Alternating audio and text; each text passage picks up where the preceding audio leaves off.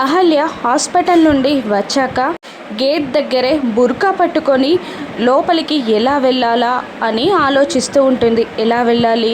మామయ్య కిచెన్లో ఉన్నాడో, హాల్లో ఉన్నాడో, ఎక్కడున్నాడో, అసలు మామయ్య కంట పడకుండా రూమ్లోకి ఎలా వెళ్ళాలి అని అహల్య ఆలోచిస్తూ బుర్కా పట్టుకొని మెల్లిగా బంగారాజు ఎక్కడున్నాడా అని ఎంట్రన్స్ దగ్గరికి వెళ్ళి చూస్తుంది. అప్పుడు బంగారాజు వంట చేస్తూ ఉంటాడు. అమ్మయ్య, వంట చేస్తున్నాడు మామయ్య అని అనుకుంటూ పరుగున పైకి పరిగెడుతూ స్టెప్స్ ఎక్కుతుంది. ఇక అప్పుడే వంట చేస్తున్న బంగారాజు స్టవ్ ఆరిపోవడంతో, అయ్యో వంట చేస్తుంటే స్టవ్ ఆరిపోయింది కదా, సిలిండర్ అయిపోయినట్టుంది, స్పేర్ సిలిండర్ ఎక్కడుందో అని అనుకుంటూ కంగారుగా హాల్లోకి వస్తాడు.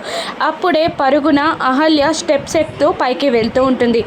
వెళ్తున్న అహల్యని వెనకాల నుండి బంగారాజు చూసి మేడం అని పిలుస్తాడు. దాంతో అహల్య అక్కడే ఆగిపోతుంది. అప్పుడు బంగారాజు మళ్ళీ మేడం, సిలిండర్ అయిపోయింది, స్పేర్ సిలిండర్ ఎక్కడుందో చెప్పండి మేడం అని అంటూ ఉండగా అహల్య, అమ్మో నేను మాట్లాడితే మామయ్యకి దొరికిపోతాను, మామయ్య నా గొంతు గుర్తుపడతాడు, ఇప్పుడు తప్పించుకోవడం ఎలా అని ఆలోచిస్తూ ఉంటుంది. ఏంటి మేడం, స్పేర్ సిలిండర్ గురించి అడుగుతుంటే మాట్లాడరు అని బంగారాజు అడుగుతూ ఉంటాడు.